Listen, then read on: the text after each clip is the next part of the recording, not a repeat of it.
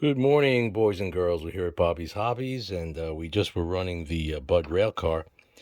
But I'm giving you a special treat today. This is from my secret stash collection of rare and ancient Rivarossi GG-1s.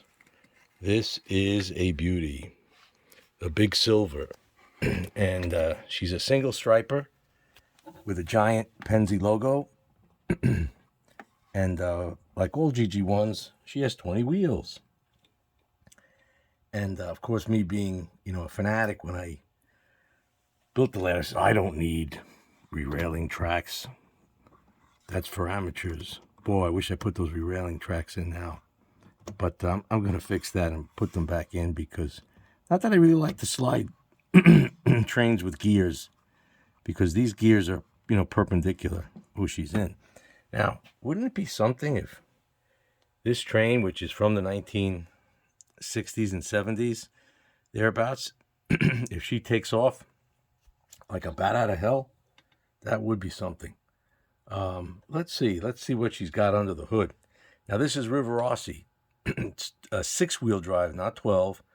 Many wheel pickup, but not all. It's got rubber tires, and she has all metal gears, so she'll be in good shape long after I'm dust.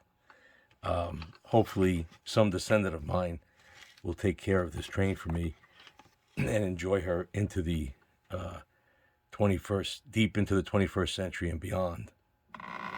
Oh my God, look at that. She's just built to fly. That's at half power. She's rolling like a juggernaut. She can't help herself. It's a GG-1. They're meant to fly. This is half power, right out of the box. We're talking 40 years. Oh, she's mad at me. Hey, what'd you keep me in that box for all this time? She's making the most of it. Wow. Hope you love it as much as I do. Thanks for watching. Bye for now.